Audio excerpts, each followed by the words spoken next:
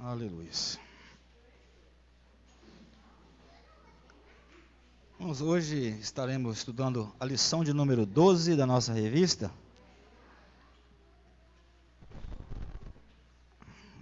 Lição de número 12. O título da lição de hoje é A Urgência do Discipulado. O textual: Portanto, ide, ensinai todas as nações, batizando em nome do Pai e do Filho e do Espírito Santo. Mateus 28, 19. E a verdade prática: chamados de discipulado na fé e no aprendizado de um discípulo, por meio do seu mestre, na igreja, para ajudar a desenvolver o seu crescimento espiritual. E a leitura bíblica em classe, Mateus 28 e Atos 2. Eu vou ler o primeiro versículo e os irmãos o segundo. E os 11 discípulos partiram para a Galileia, para o monte que Jesus lhe tinha designado. E quando ouviram, adoraram, mas alguns duvidaram. E chegando-se Jesus, falou-lhes, dizendo: É-me dado todo o poder no céu e na terra. Portanto, ide e ensinai todas as nações, batizando em nome do Pai, do Filho e do Espírito Santo, ensinando-os a guardar todas as coisas que eu vos tenho mandado, e eis que eu estou convosco todos os dias, até a consumação dos séculos. Amém. E perseveravam na doutrina dos apóstolos, e a comunhão, e no partir do pão, e nas orações. E em cada alma havia temor, e fazia muitas maravilhas e sinais se faziam pelos apóstolos. Todos os que criam estavam juntos e tinham tudo em comum. Vendiam suas propriedades e fazendas e repartiam com todos, segundo cada um tinha a necessidade. Perseverando unânimes todos os dias no templo e partindo o pão em casa, comiam juntos com alegria e singeleza de coração. Continuando. Louvando a Deus e caindo na graça de todo o povo, todos os dias acrescentava o Senhor à igreja aqueles a que se havia de salvar. Louvado seja o nome do Senhor. Glória a Deus. Edgar, faz mais uma oração em prol da palavra. Aleluia.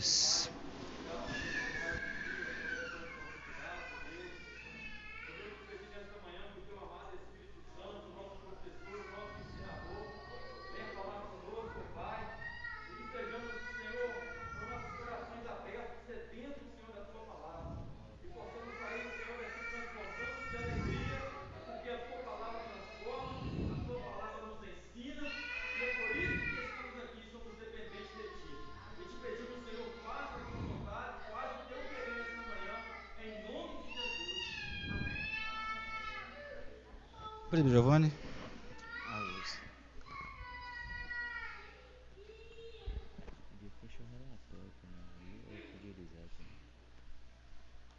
Aleluia. A paz do Senhor, irmãos. Tô com esse microfone aqui que nós estamos transmitindo ali na internet também. Só que isso aqui deixa a gente meio desajeitado, né? Mas aqui para ele escutar limpinho ali é bom. Tá ligado direto ali no aparelho. Hoje nós vamos estar estudando aí a penúltima lição. Lição 12, né? E é uma lição muito importante. Embora hoje com um número bem menor de irmãos, né? Nós vamos estar meditando aí, terminando já quase a lição, né? Semana que vem, nosso pastor vai estar passando a última lição. Mas nessa lição de hoje, a 12, ela vai trazer para nós a urgência do discipulado. E Cristo, ele andou, né, cerca aí de 3 anos e meio com seus discípulos, ensinando a palavra, ensinando eles acerca do reino. E ele foi assunto aos céus após a ressurreição, E a palavra de Deus vai dizer que ele envia o Espírito Santo, né, para ficar com a igreja até aí a consumação dos séculos. O Espírito Santo nos encarrega de fazer entender a vontade, a palavra do Senhor. E essa lição, ela faz parte aí desse trimestre que foi falado sobre o verdadeiro pentecostalismo, da doutrina bíblica, sobre a atuação do Espírito Santo. Estudamos em várias lições anteriores, né, sobre a atualidade dos dons, sobre o eu crucificado, o fervor espiritual. Agora nessa lição ela vai falar algo também que é muito importante, né, para o servo do Senhor, é o ensino da palavra de Deus, o discipulado. Esse é um assunto às vezes muito desprezado, irmãos, nos dias atuais. Nós vemos isso nas escolas bíblicas, que é uma escola que sempre se aprende, mas nunca se forma, né? É uma escola que nós estamos aí sempre aprendendo. E a gente vê aí a omissão, né, de muitos irmãos de todas as escolas bíblicas, a falta que os irmãos fazem no culto de ensino, né? Só que essa lição ela vai dizer do papel fundamental que é, né, o culto de ensino, que é a escola bíblica, né? Que é também ter outros trabalhos de ensino na igreja também é bom, igual a igreja está se organizando, né, crescendo, ela tem que ampliar esse trabalho no aspecto do ensino, no aspecto doutrinário da igreja. Então, na introdução, você pode acompanhar aí na sua lição, está dizendo que o discipulado acompanha a pregação do evangelho desde o princípio, né? E é de fundamental importância como base inicial na formação cristã do novo convertido. A forma que a igreja local desenvolverá somará na formação do caráter cristão para o bem ou para o mal. Então, na formação, no desenvolvimento espiritual da igreja, de cada um de nós, se nós não dedicarmos ao conhecimento da palavra de Deus, você pode se perder ao longo do caminho com mais facilidade. Então você precisa o quê? Você aceitou a Cristo, entregou a sua alma para Cristo, você precisa ser discipulado, você precisa ser orientado segundo a palavra de Deus, porque hoje em dia a gente vê pessoas que se dizem espirituais, mas que não frequentam escola bíblica, pessoas que se dizem espirituais, mas quando partir para o lado sistemático do ensino da palavra de Deus, de conhecer as doutrinas, né? Conhecer a palavra para ser um crente estruturado, né? Que venha viver a palavra primeiramente, eles não querem, né? Você vê aí pessoas que não dão o devido valor ao discipulado. E o crente sem discipulado é como uma casa construída na areia. Ele não tem estrutura espiritual. A tempestade derruba ele. Então, o discipulado, ele é necessário. Por quê?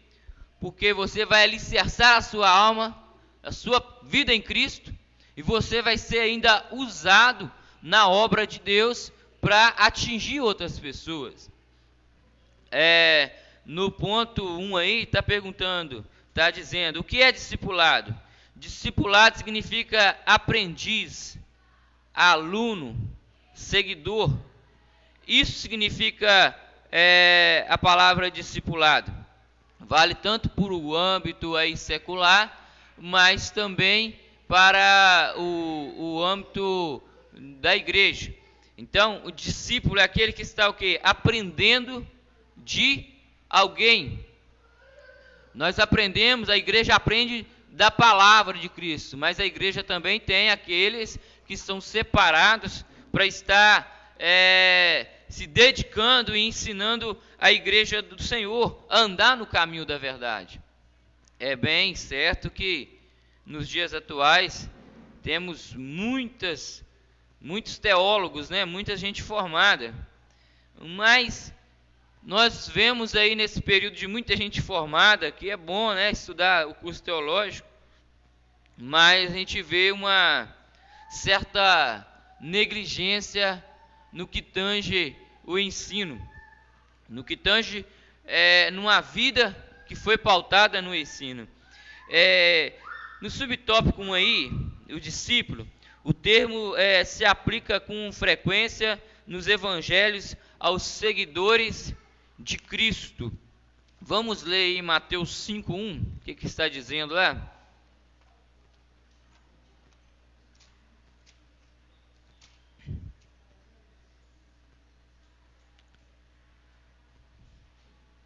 Mateus 5:1. Quem achou e quiser ler, amém?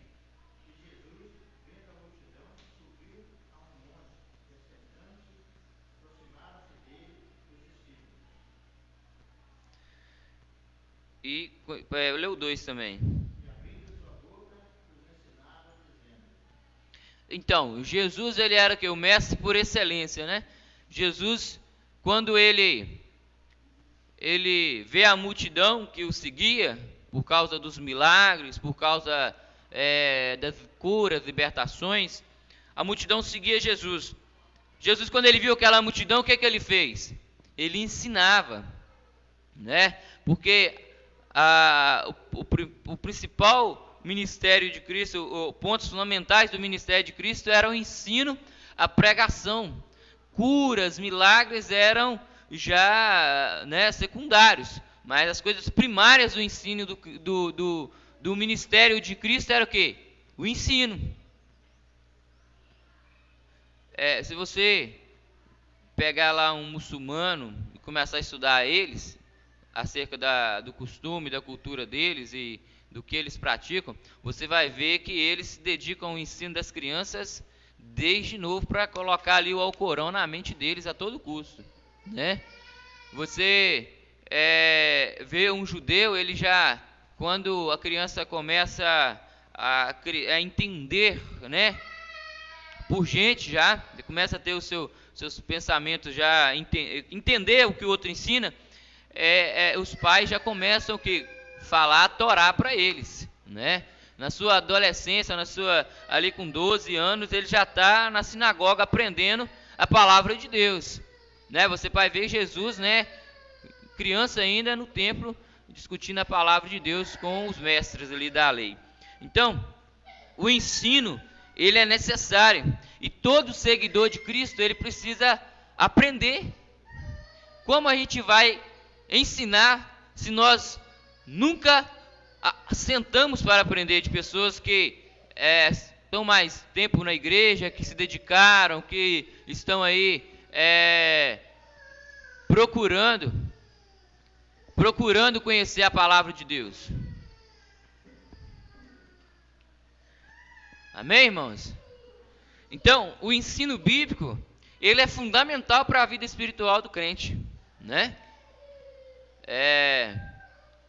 O crente que não participa do ensino, não tem um período de leitura das escrituras na sua casa, ele é fácil de ser levado, né? Fácil de ser manipulado. Eu lembro quando eu fazia seminário teológico, e seminário teológico você ouve muita coisa. Tem coisas ali que são conjecturas que os professores às vezes fazem, mas não é algo concreto, absoluto, que a Bíblia está dizendo. Né? Vem ideias, pontos defendidos, sem uma fundamentação bem alicerçada da palavra. E quando eu fui fazer o curso teológico, graças a Deus eu tinha lido bastante as escrituras antes de fazer o curso teológico, e aí tinha coisas que você ouvia, que você tinha que só ouvir mesmo, né? Não pegar aqui, não, a Escritura diz é isso, né? Porque às vezes ali algum professor expressa uma opinião, né? Mas a opinião ela não pode fugir da regra, e a regra é clara, né? A regra é o que? As Escrituras. A minha opinião não importa muito, importa se ela tiver parafraseando as Escrituras. Então, nós que somos discipulados, vocês estão aqui nessa manhã aprendendo a palavra de Deus, o discípulo ele aprende de alguém que ensina, né? As Escrituras já nos ensinam, o Espírito Santo está em nós ajudando nós a aprendermos, mas também tem os mestres na igreja, os professores que estão aí, o que? Ensinando a palavra de Deus. A palavra de Deus vai dizer, olha aí, vamos abrir em Efésios 4. Efésios 4, ele vai trazer para nós o seguinte texto. Efésios capítulo 4. Os irmãos que estão acompanhando aí no Facebook, aí, Deus abençoe a vida de vocês. Efésios 4, versículo 11, diz assim: vou esperar os irmãos abrirem. Olha, ele mesmo, né, Jesus, deu dons para apóstolos, outros para profetas, outros para evangelistas, outros para pastores e doutores, querendo o aperfeiçoamento dos santos para a obra do ministério e para a edificação do corpo de Cristo. Então o que acontece? Deus separa pessoas para ensinar a igreja, para edificar a igreja, aperfeiçoar a sua vida espiritual, para que você não venha desanimar, entender qual é a vontade do Senhor. A gente vê que há muita gente prega heresia, mas a Bíblia também diz que o Senhor vai tratar com essas pessoas que ensinam errado, né? Os professores, os mestres, os doutores que ensinam errado, Deus vai tratar com eles com muita severidade. Mas também o Senhor diz para aqueles que ensinam a justiça, a verdade da maneira que ela elas serão como estrelas do firmamento, né? Refugirão como esplendor. O Senhor também os recompensará. Então, nós que ensinamos, temos que tomar o devido cuidado, porque nós estamos discipulando pessoas. E quando ao discipularmos pessoas, temos que discipulá-lo segundo a palavra do Senhor. Então, nós que ensinamos na frente da igreja, olha o que diz aí Romanos, capítulo 12, versículo 7. Se é ensinar, está no final desse ponto aí da lição, ó. Se é ensinar, haja o quê? Dedicação no ensino, porque nós que estamos ensinando na frente da igreja, nunca sabemos tudo, né? Às vezes não, nós sempre estamos aqui aprendendo, não é verdade? Então, nós que ensinamos na igreja, tem que haver o quê? Dedicação. Por exemplo, tem aqui a escala, né? Para o irmão fulano da lição dia tal. Você sabe que tem tantos dias para frente para você dar uma lição. Você tem o quê? Se preparar, porque a gente já é limitado, é fraco, né? A gente nunca sabe tudo e a gente é totalmente dependente da palavra e do Espírito Santo para falar às pessoas, porque as pessoas acham que é fácil estar na frente da igreja, e não é fácil fazer nada, né? Estar na frente da igreja tem toda uma batalha espiritual, tem todo um compromisso e uma dedicação que nós precisamos ter. Não é verdade, irmãos? Vocês estão entendendo a lição? Então, nós temos que ensinar a igreja para que a igreja também venha estar ensinando. É discipulando para discipular. Amém? O outro ponto aí é a grande comissão. É o nome que se dá à comissão que o Senhor Jesus designou para a evangelização das nações. O verbo é ensinar. E ensinai todas as nações. Ou seja, façam discípulos. Mateus 28, 19. Fazer discípulo, discipular. O discipulado não é uma opção, é um mandamento divino para a edificação e crescimento espiritual de cada cristão. Além do discipulado, ele também ordenou que esses novos discípulos guardem o que aprenderam. Olha aí que diz Mateus 28, 20. Ensinando-as a guardar todas as coisas que eu vos tenho mandado. Ou seja, as doutrinas, pontos doutrinários que Jesus ensinou. O livro de Atos mostra os apóstolos no cumprimento dessa palavra. Então, o que nós fazemos, irmãos? Nós aprendemos e nós temos que agora fazer o quê? Discípulos. Aí tem os discípulos, aqueles que estão sendo discipulados, e tem aqueles que estão discipulando. E o texto é bem claro que o Senhor Jesus ele fala: vai, ensinai, né? Fazei discípulos. Agora esse ponto é interessante. É uma irresponsabilidade da igreja não ensinar. Agora é uma irresponsabilidade dos crentes convertidos também não vir para o ensino. Não é verdade? Então, as ambas partes têm que cooperar. Agora, ensinar o quê? Guardar o quê? Né? As doutrinas. As doutrinas, a Bíblia tem diversas doutrinas, né? A teologia sistemática divide as doutrinas aí, as doutrinas da Bíblia Sagrada, coloca, né? Tudo bem sintetizado para nós entendermos. Tem doutrina da salvação, a doutrina do pecado, a doutrina do Espírito Santo, a doutrina do homem caído, tem a doutrina da volta de Cristo, né? A escatologia, tem muitas doutrinas. Então nós temos que aprender o que é a doutrina da salvação, né? Qual é a doutrina do pecado. Aí eles na teologia usam a martiologia para pecado, antropologia, doutrina do homem, tem várias doutrinas, pneumatologia, doutrina do Espírito Santo. Então, são várias doutrinas. Só que a Bíblia aqui vai mostrar que os apóstolos, quando eles foram cheios do Espírito Santo, eles saíram ensinando, Thaís. Eles saíram pregando. Eles saíram levando a palavra do Senhor. E assim a igreja. A igreja também ela tem que estar com esse compromisso de ensinar. Quando você está ensinando na igreja, a igreja ela cresce com uma base mais estruturada.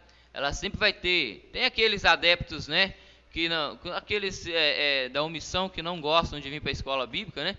Mas os crentes geralmente que participam da escola bíblica são os crentes que mais têm estrutura espiritual, estrutura emocional, estrutura para vencer os obstáculos pela frente e conseguir avançar. É aqueles que ouvem e guardam as palavras. Então, os discípulos do Senhor Jesus, após a Cristo ser levado ao céu, eles começam o quê? A perseverar na doutrina que eles aprenderam de Cristo. Olha aí, Atos 2, 42. Vamos lá? O que diz? Atos 2, 42.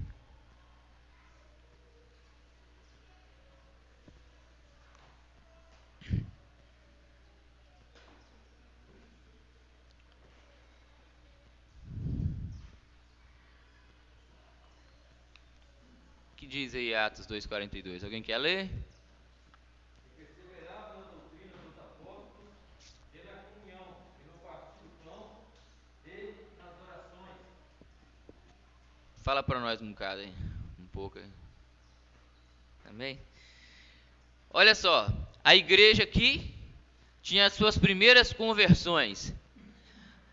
Aí o irmão Edgar leu ali, que perseveravam na doutrina dos apóstolos, nos ensinos dos apóstolos. Os apóstolos ensinavam que aprenderam de quem? Jesus, né? Então, perseveravam na doutrina dos apóstolos.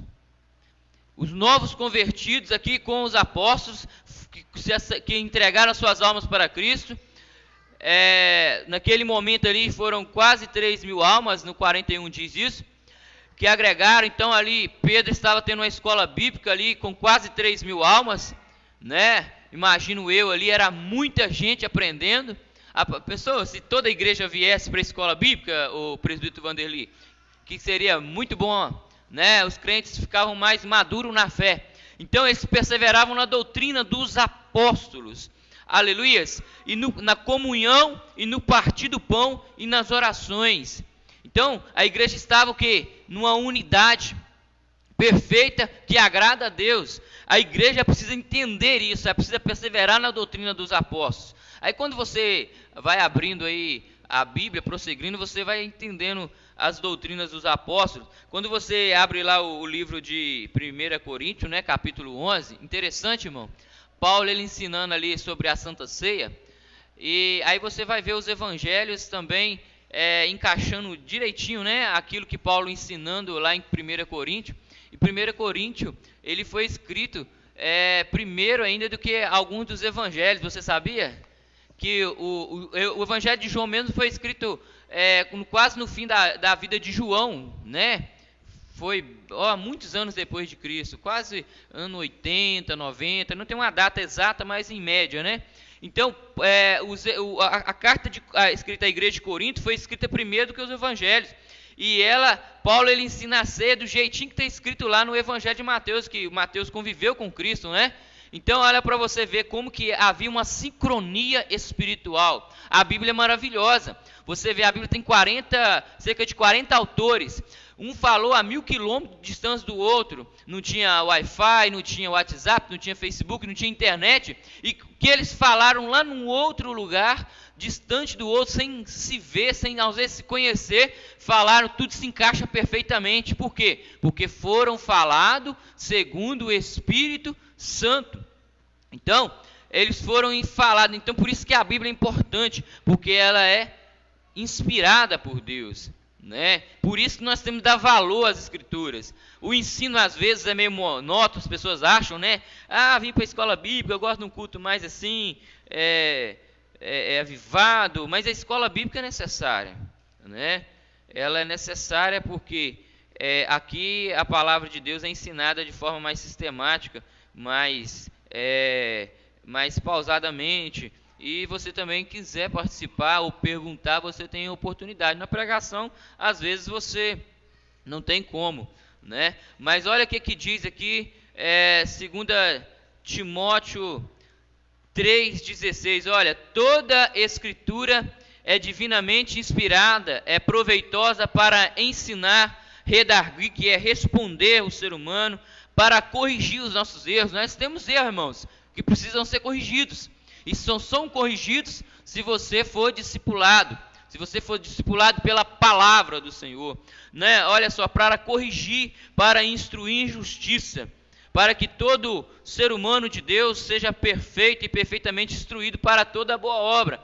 Então, o discipulado, ele é o quê? Para te colocar você mais parecido com Cristo, para a perfeita obra, para você andar como um verdadeiro embaixador do reino de Deus, irmãos. Porque hoje você vê crentes aí andando, ele não tem testemunho, ele não foi discipulado, né? Ele não tem vida no altar de Deus, porque ele não foi discipulado. Ele precisa sentar numa escola bíblica, ele precisa ir para um culto doutrinário, né? Aprender a palavra de Deus. Por quê? Porque a Bíblia é inspirada por Deus, né?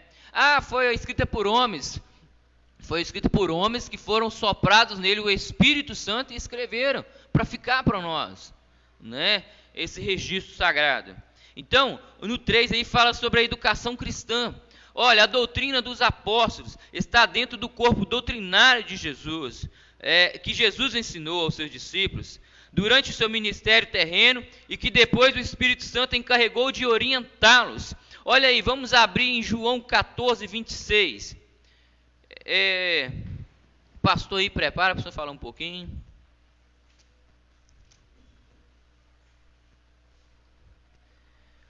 Olha aí, os discípulos ouvindo isso de Cristo, né? Jesus aí, ele estava dando as últimas instruções antes da sua crucificação para os seus discípulos. Ele diz, olha, mas aquele Consolador, o Espírito Santo, que o Pai enviará em meu nome, vos ensinará todas as coisas e vos fará lembrar de tudo quanto vos tenho dito. Olha, interessante isso aqui. O discípulo andou com Cristo 3 anos e alguns meses. Você acha que eles iriam lembrar de tudo que Cristo ensinou para eles? A gente não lembra, né? Era muito... Você tem ideia daquilo que eu te ensino aqui na escola bíblica? Você absorve 10%, em média, uns mais, outros menos, né? Se tiver ainda uma projeção aqui, você absorve um pouco mais, você não está só ouvindo, está vendo. De tudo que a gente fala aqui, você vai levar alguma coisa para casa, mas cada escola bíblica, ou cada culto, cada pregação, se você levar alguma coisa para casa, aí você vai se edificando, né? Mas aqui o Espírito Santo, Jesus falou, vou enviar o Espírito Santo, ele vai ensinar vocês e vai lembrar do que eu falei para vocês. Se o crente tem o Espírito Santo e ele é discipulado por Cristo, quando ele vai... A educação cristã é boa por isso, né? A educação é uma educação espiritual. Quando você vai fazer determinado tipo de coisa, o Espírito Santo já fala a palavra na sua mente. Você sabe que não pode fazer isso. Você aprendeu a minha palavra. Você sabe da sinalização que a palavra está te dando nesse momento dessa caminhada. Então a educação cristã é necessária. Você faz um curso teológico, acaba 2, 3 anos, 4, mas a escola bíblica nunca acaba. Sempre vem assuntos novos, ou relembrando assuntos com pontos específicos, às vezes tratando de outro ângulo o assunto, mas é necessário. Olha só aí, o Espírito Santo vai ensinar. Então aí no meiozinho desse ponto, o currículo de qualquer um dos nossos cursos teológicos conta as diversas disciplinas sobre Deus, Jesus, né? O Espírito Santo, a Trindade, sobre anjos, homens, aquilo que eu tinha falado anteriormente, pecado, expiação, etc. Sobre a vinda de Cristo. Jesus falou e ensinou sobre tudo isso e mais, como teologia prática e a ética, aquilo que o cristão deve praticar no seu dia a dia. O ensino nesse contexto pode se referir também a curso de teologia. Olha só, irmãos, por que é importante o ensino bíblico? O ensino bíblico é importante, por quê? Porque, irmão, se você não é ensinado, como você vai se conduzir durante a sua caminhada nessa terra? Se você não é ensinado como se comporta, como o crente fala, como o crente se veste, como o crente reage, como o crente tem que ser diante das pessoas que não servem a Deus, o testemunho que precisa dar. Então, se você não é ensinado, você não vai produzir nada. É como se você for uma planta estéril, que só tem folhas, mas não é ali adubado pelo poder da palavra para produzir fruto. Amém? Pastor Saulo quer falar um pouco? Eu falei tudo? Falei não. Presbítero Vanderly? Amém. Mano, Thaís, fala para nós, o que você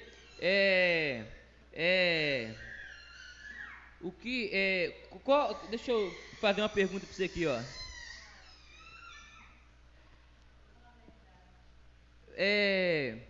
Em que medida...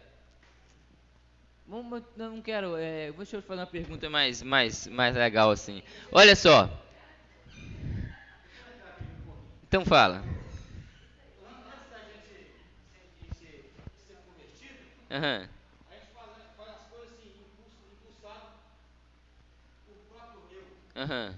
Aí eu faço, eu vou lá e vou decidir. E às vezes a pessoa faz aquilo e não tem a preocupação nenhuma na mente. Quando volta para casa, coloca a cabeça no travesseiro e dorme tranquilo. Uhum. Mas a pessoa, desde quando aceita Jesus, o Espírito Santo faz morada nele, ele tem um ensinador que está ali alertando ele. Quando ele vai colocar o passo no lugar, ele fala assim: esse caminho não é o correto, esse caminho não é o seu caminho de prosseguir. Na mesma hora, se ele quiser prosseguir, ele vai saber que vai pegar, né? Mas se ele procurar outro caminho, eu vou voltar atrás, porque eu estou fazendo errado. Esse é o Consolador, a qual Jesus tinha enviado. Isso. Verdade. Está aí despertando nós. Ô, irmã Thaís, eu queria apertar você aqui, ó. Você, qual é o que você acha que nós precisamos? Por que nós precisamos ser discípulo de Cristo na prática, naquilo que a gente faz cotidiano? Fala para nós, o que você acha? Na prática, por que nós temos que ser discípulo, para você praticar isso, o que a palavra manda?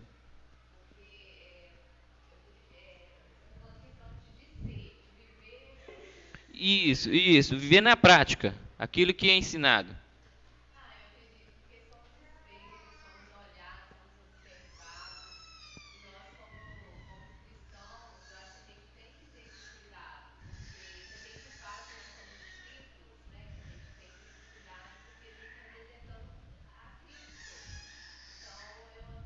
Isso, nós estamos representando a Cristo, né?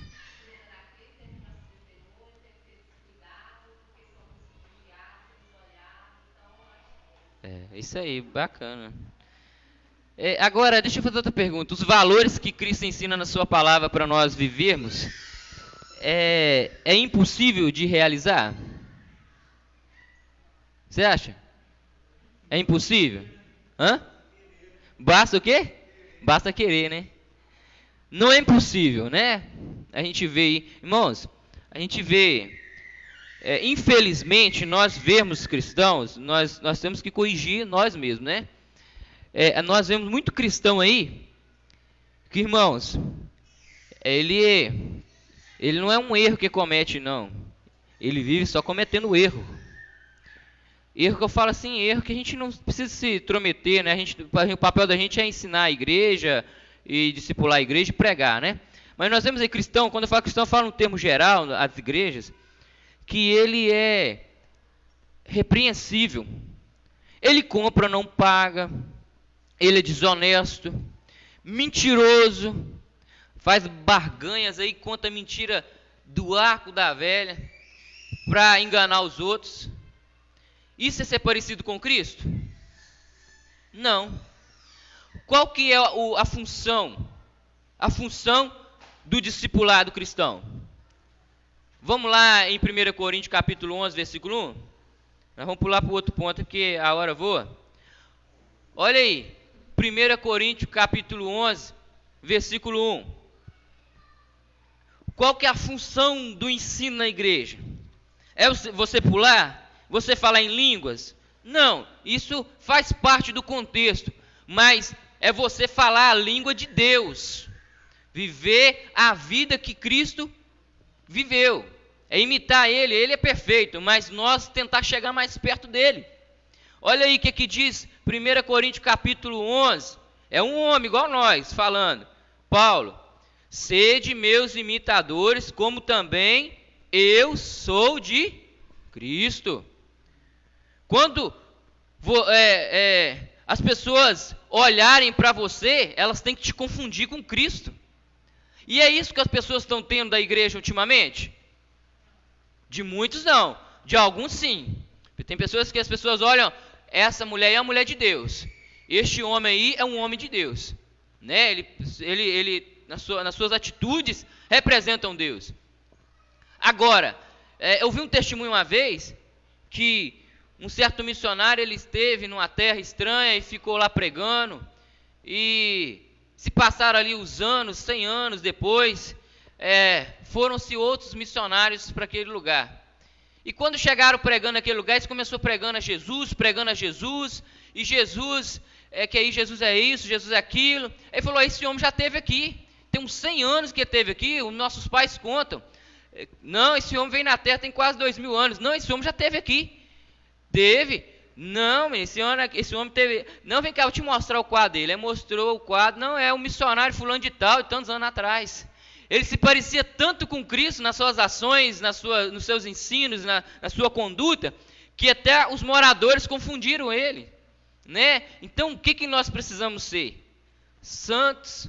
Santos não é que você é perfeito, mas é que você é separado, você vive uma nova vida. Olha o que diz aí em 2 Coríntios 5,17. Que interessante isso aí. Você não precisa nem abrir não, mas olha. Assim, se alguém está em Cristo, nova criatura é.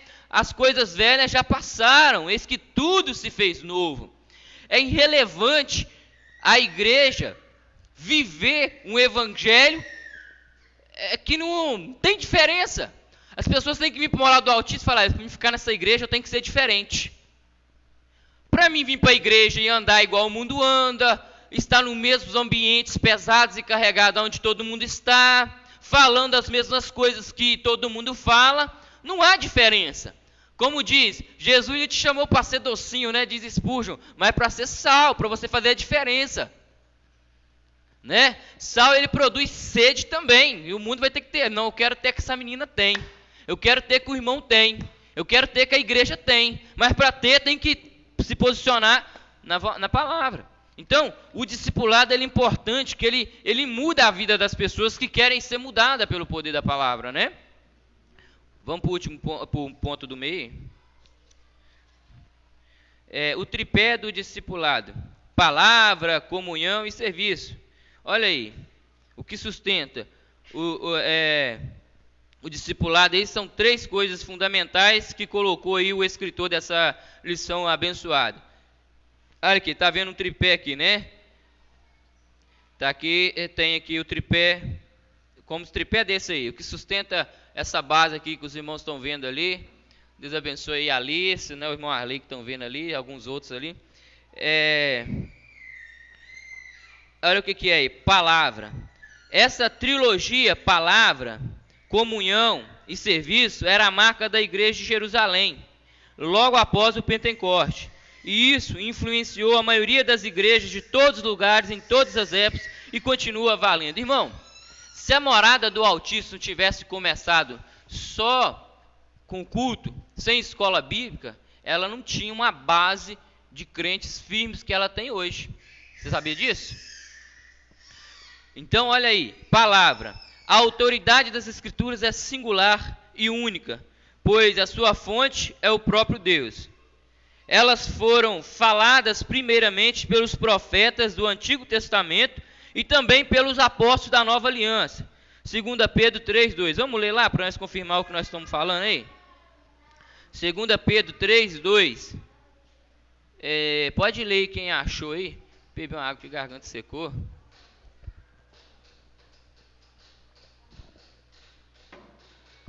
Aleluia. Olha aí. O que está escrito aí?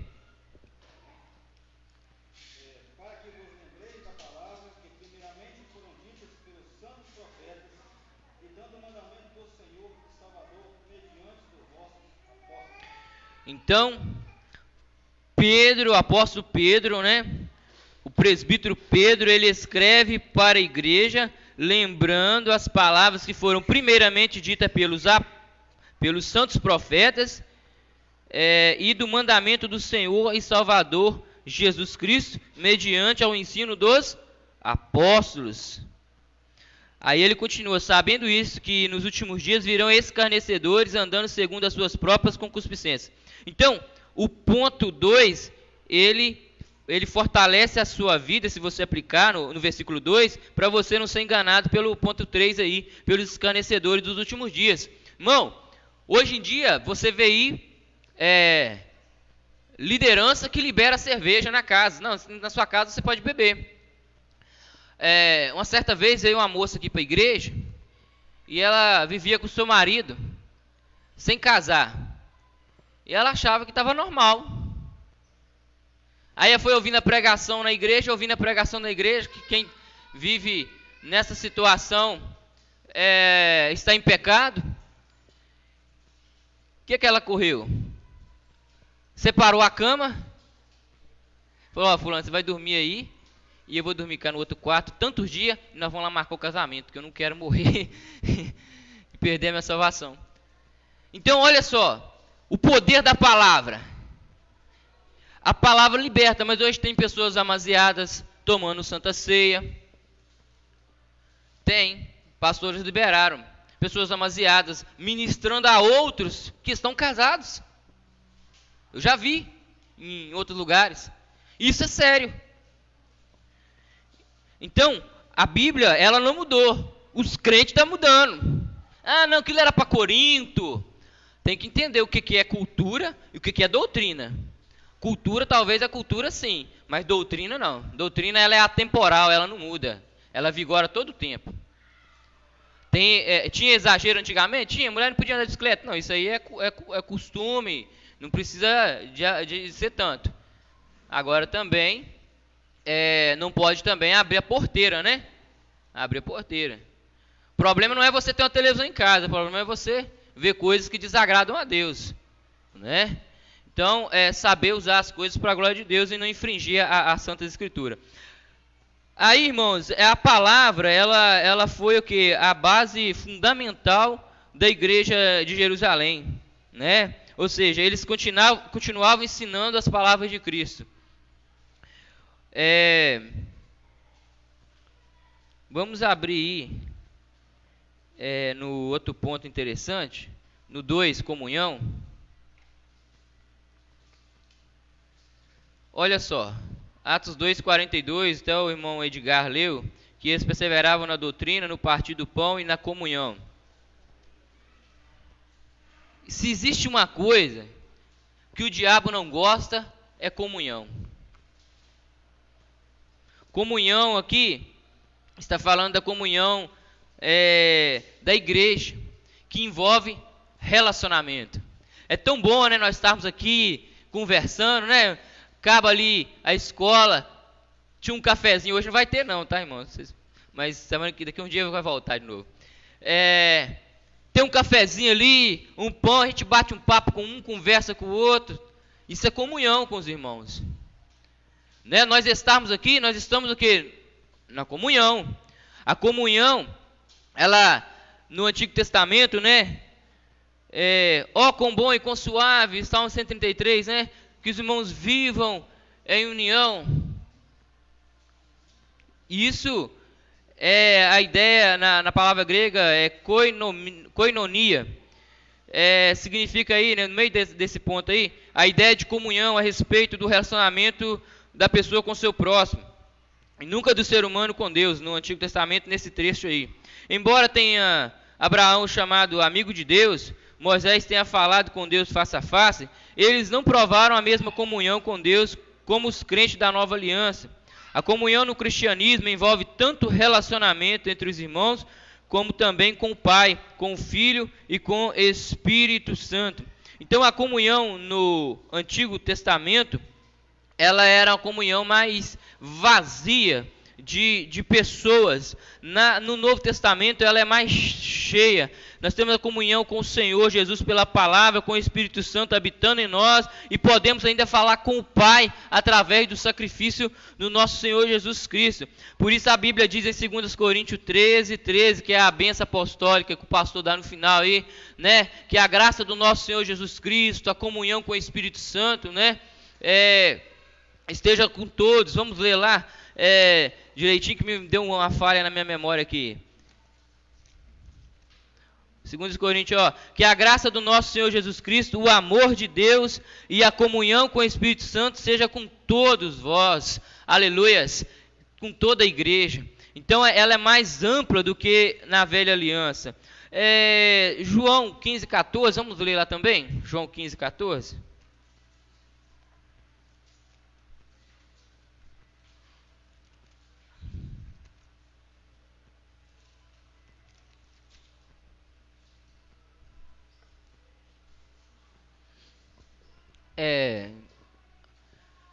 Amém? Alguém pode ler e quiser comentar esse texto aí, pode comentar também.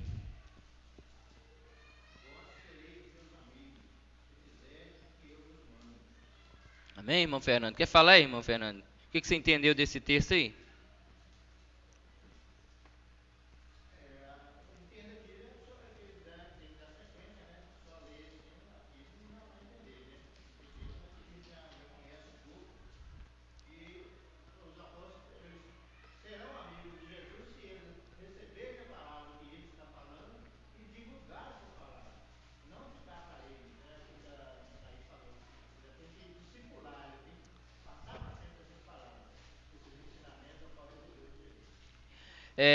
Isso aí. Na verdade, aqui o texto ele traz para nós a ideia disso aí. A gente quer ter ligação com Deus, ser amigo de Deus, como Abraão foi, como os demais foram. Nós temos que o quê? Fazer o que Jesus manda. Se você criar certas amizades com esse mundo, a Bíblia diz que a amizade com o mundo é inimizade contra Deus. Então, você precisa o quê? Obedecer a palavra de Deus. Às vezes a gente desagrada as pessoas, porque às vezes você quer fazer as coisas do jeito que Cristo manda. E às vezes você até você às vezes deixar de lado.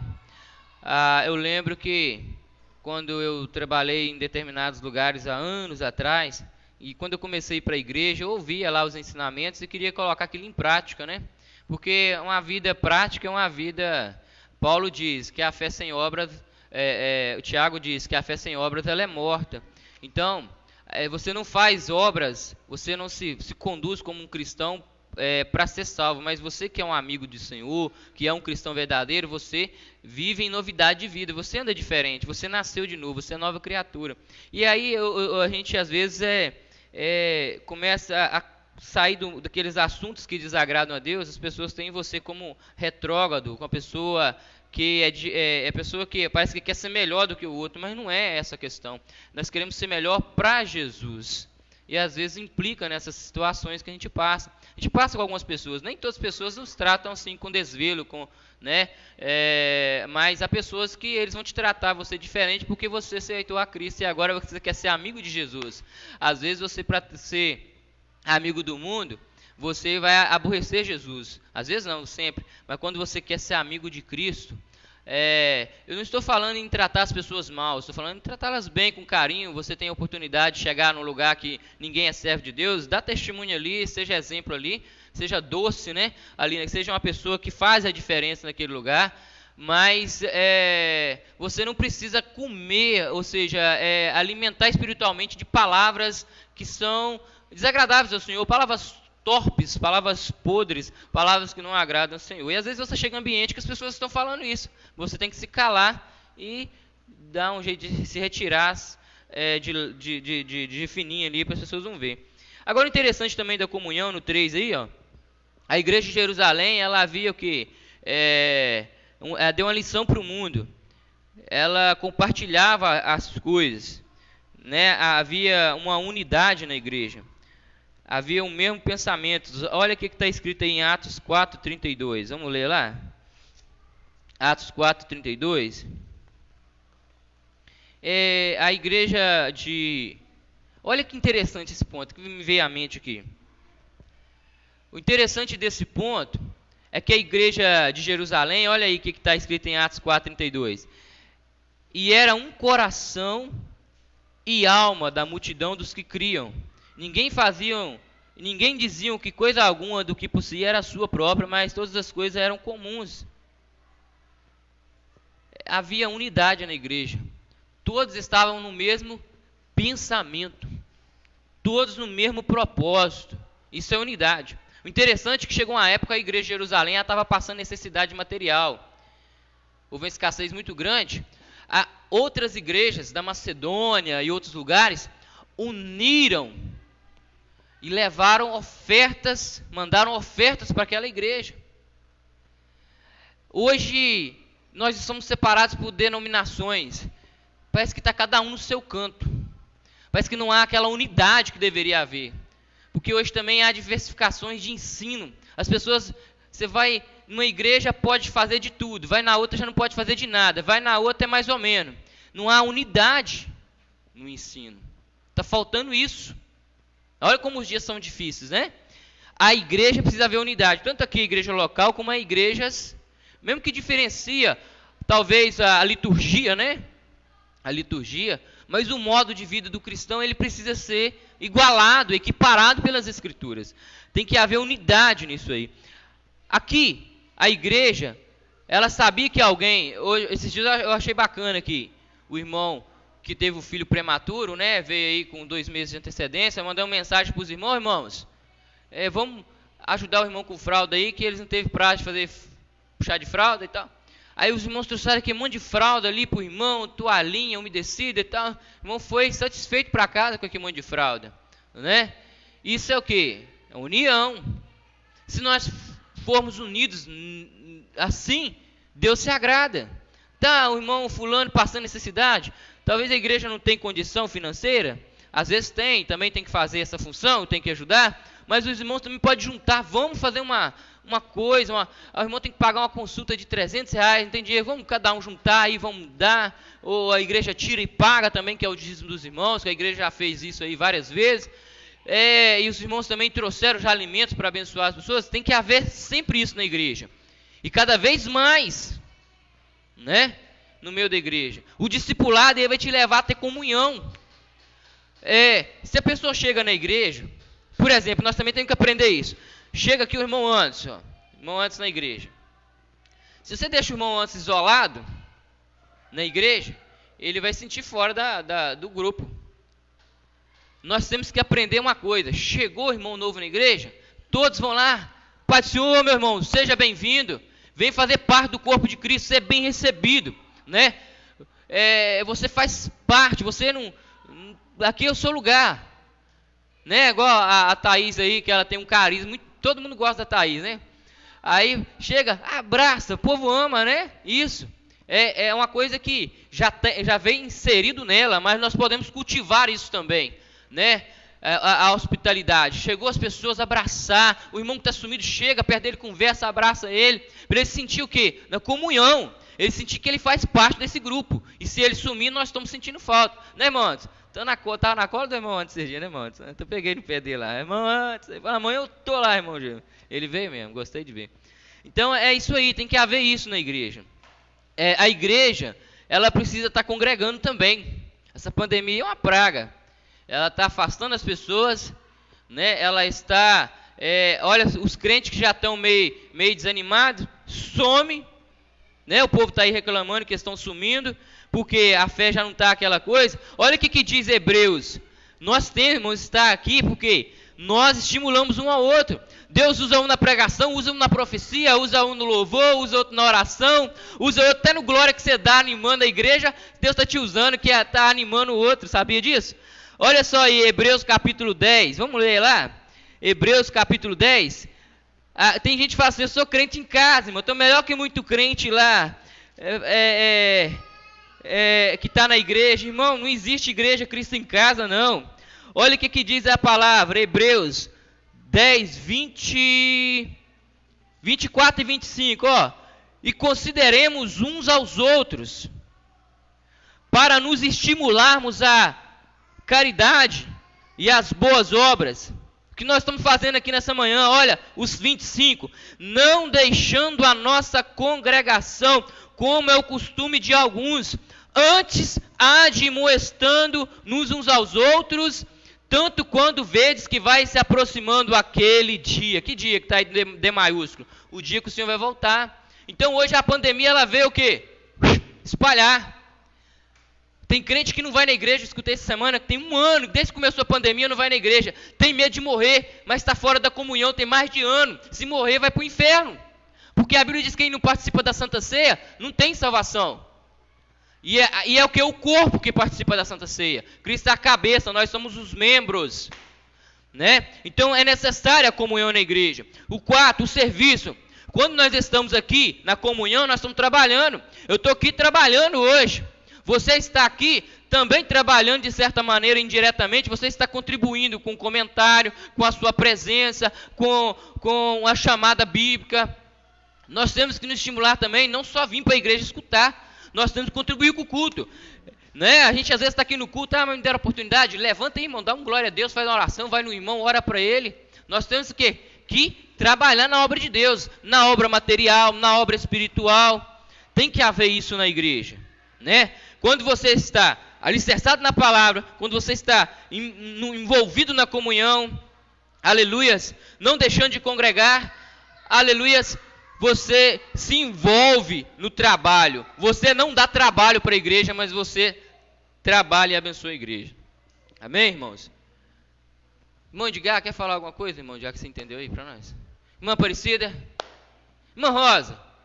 E aí? Amém? Irmão Anderson? Fala, irmão Anderson. O último ponto aí. O discipulado e o crescimento sadio na igreja.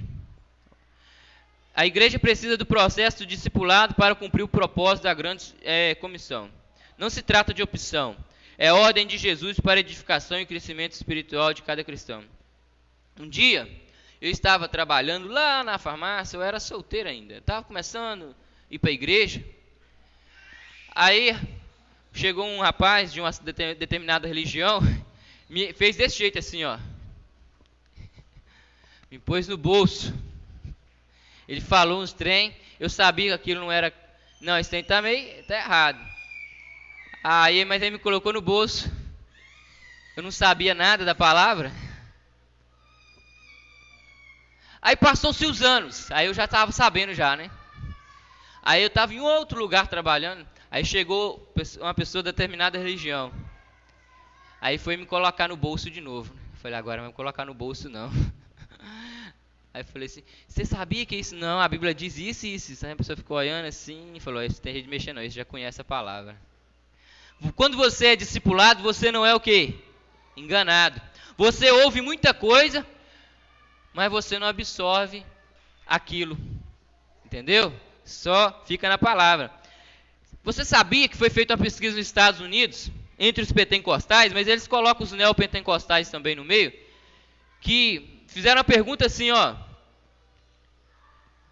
Você acha que todas as religiões levam a Deus? Os pentecostais. 50% falou, sim, toda religião leva a Deus. Vocês acham que toda religião leva a Deus, irmãos? Hã? Você acha, irmã Thaís, que toda religião leva a Deus? E você, irmão, acha que toda religião leva a Deus? Irmão Gessi, o que você acha? Não?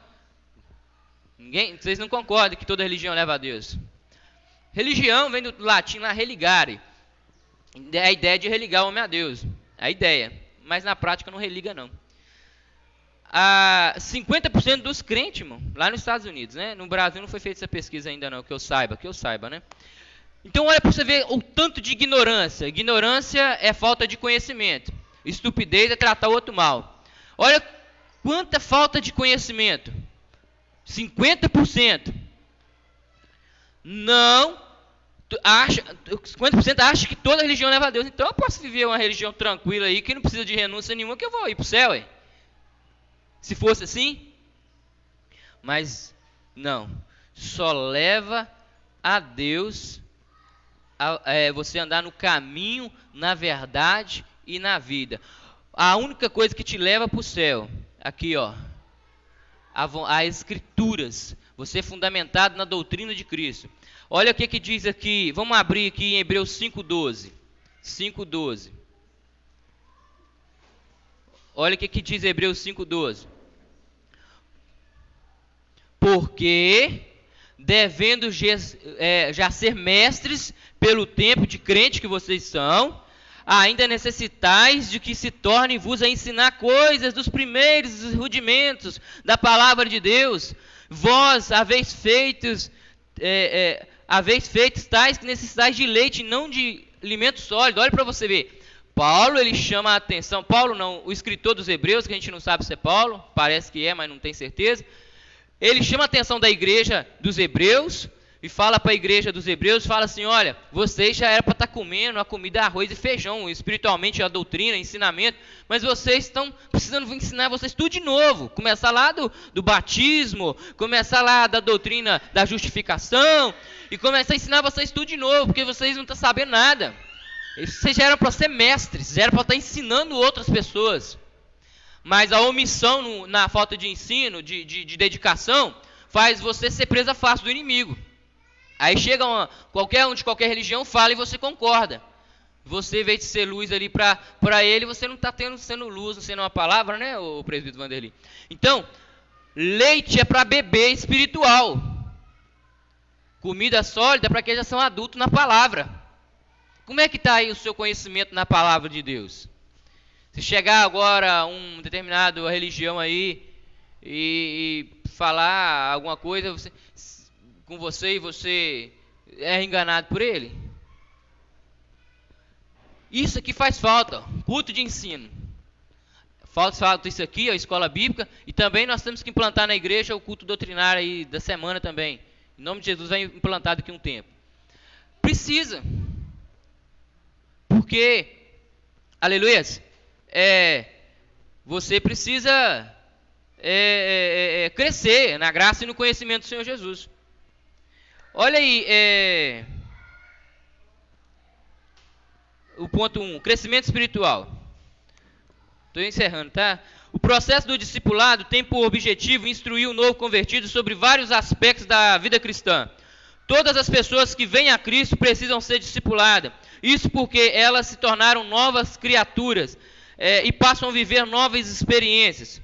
Elas precisam ser ensinadas para o seu crescimento espiritual e amadurecimento na fé. Olha o que diz 2 Pedro 3,18. Crescei na graça e no conhecimento do Senhor e Salvador Jesus Cristo. É uma ordem das Escrituras, irmão. O crente que não aprende, ele é presa fácil para as religiões que estão fora da palavra. Olha aí, o que diz? Às vezes, irmãos, tem igrejas hoje, você me desculpe eu falar isso, tem pessoas que estão escutando ali, mas é a realidade. Igrejas que só pregam vitórias, só pregam bênçãos, só pregam avivamento, movimento, mas esquece de pregar a palavra, todo o conselho de Deus. Olha o que diz Paulo em Atos capítulo 20, 27, se eu não me engano. Deixa eu ver, achei que anotei isso aqui, mas não anotei não. Acho que é Atos 20, 27. Olha só. Irmão, essa matéria aí que vai dar, esse trimestre na igreja vai falar sobre essa doutrina. Eu não gosto dessa doutrina. Eu não gosto desse ensinamento. Vai falar sobre tabernáculo. É muito chato esse assunto. Irmãos, toda a palavra de Deus é necessária para o cristão. Ele tem que aprender, mesmo que ele não goste. Ele tem que aprender, sabia? Paulo, quando ele faz uma reunião com os presbíteros em Efésios, ele fala assim, olha só, Atos 20, 26 e 27. Portanto, no dia de hoje, vos protesto que estou limpo do sangue de vocês, de todos. Por quê? Porque nunca deixei de vos anunciar todo o conselho de Deus. Todo o conselho de Deus. É muito bom pregar uma palavra de avivamento, uma palavra de vitória, de bênção, de cura, porque isso é bíblico também. Mas também é necessário pregar palavras que trazem as pessoas a refletir sobre o seu comportamento, sobre o seu verdadeiro, se você é um verdadeiro discípulo do Senhor. Paulo, ele reúne os obreiros e diz, olha, eu ensinei para vocês é responsável pela igreja. Então, ele diz no 28, olhai por vós mesmo e por todo o rebanho, sobre o que o Espírito Santo vos constituiu bispos para apresentarmos a igreja de Deus, que ele resgatou com seu próprio sangue. Paulo, ele vai dizendo aí no 29, porque eu sei isto, que depois da minha partida entrarão no meio de vós lobos cruéis que não perdoarão o rebanho. O que é o não perdoarão o rebanho? É não ensinar todo o conselho de Deus. Aí você tem ovelhas que vai chegar junto com o seu pastor no inferno e vai dizer, pastor, por que nós estamos aqui? Minha filha, eu omiti parte das escrituras, não ensinou todo o conselho de Deus.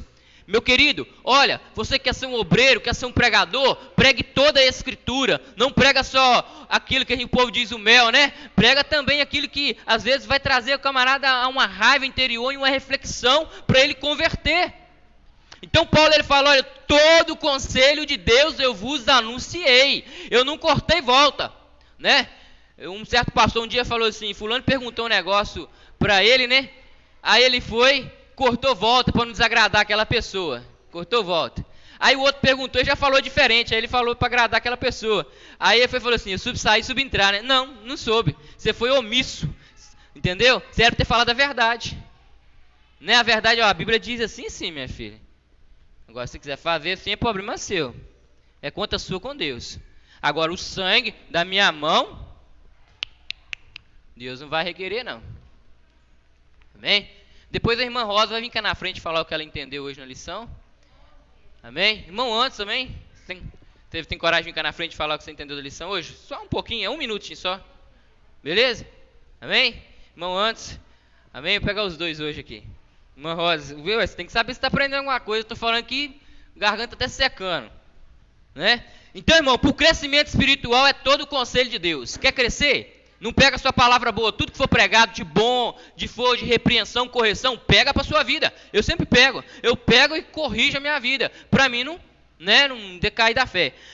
O 2 também, o crescimento numérico. O processo do discipulado proporciona à igreja, além do crescimento espiritual, o crescimento numérico.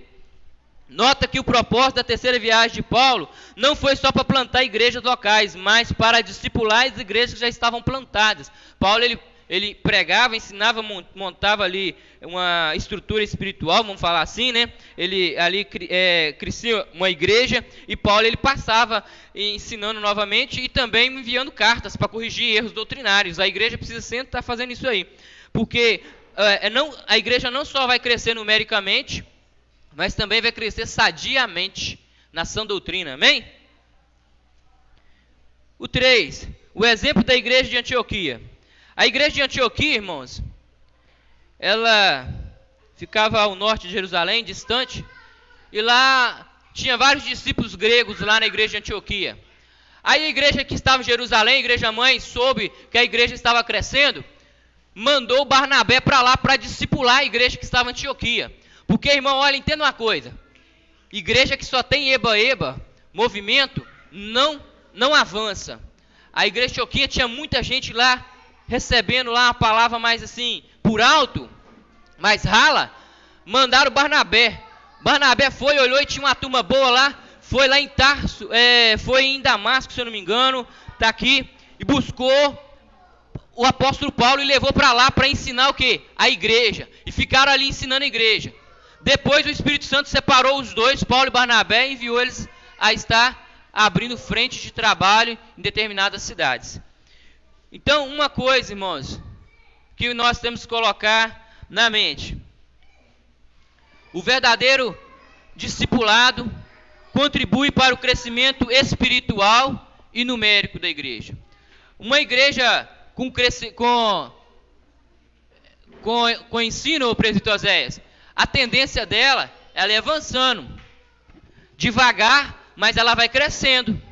Agora, uma igreja que não tem ensino, ela às vezes cresce um ano, 2 anos, mas ela não tem ensino, daqui a pouco ela acaba e fecha a porta. Porque não tem ensino. Você pode ver as igrejas que têm ensino aí, Batista, Assembleia de Deus e algumas outras denominações, como que elas estão aí há tantos anos? Porque há ensino. Não há só pregação. Eu posso pregar a alma aceitar Jesus, mas aquela alma ali tem que ser discipulada e ensinada para ela crescer e não desviar da fé. Que nós vamos dar valor para o verdadeiro discipulado, que nesses dias está escasso. Amém, irmãos? Deus abençoe a todos. Eu volto a palavra ao presbítero Vanderly. E Deus abençoe aí. Que eu não pude falar, o Espírito Santo vem estar falando, né? Mas eu quero chamar os irmãos, que eu estou esquecendo. Vem cá, irmã Rosa. Estou esquecendo, né? Ô, irmão, não deixa eu esquecer, não. Vem cá, irmão, antes. Vem cá, pra você falar aqui. Vamos dar o microfone a ela aqui para falar aqui. Vem cá, irmão, antes, falar aqui. Vem? Ah, desligou lá? Vem cá, irmão Rosa, fala para nós aqui. O que você entendeu da lição hoje?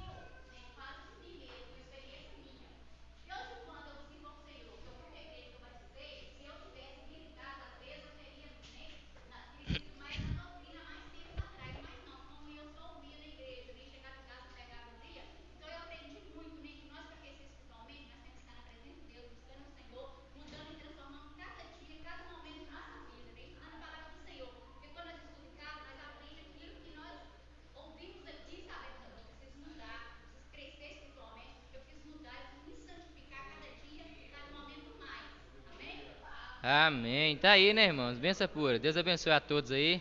Fica na paz do Senhor Jesus a todos aí. Oi? O antes aí não quer, não. Vai vir antes? Vem. Não quer, não. Ele tá... Esse menino tá meio tímido, né? Daqui a pouco Deus tira a timidez dele, né?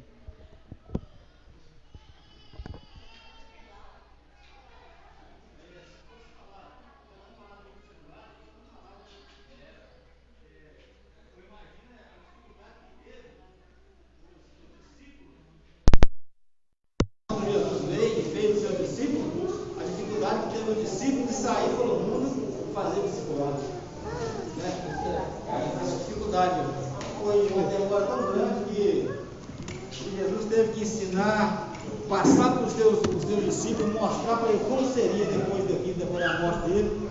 E os 11, a qual Jesus deixou, ele deixou até hoje para nós aí levar a palavra, uma palavra que Jesus nos ensinou: ide por todo mundo, pregar o evangelho a toda criatura.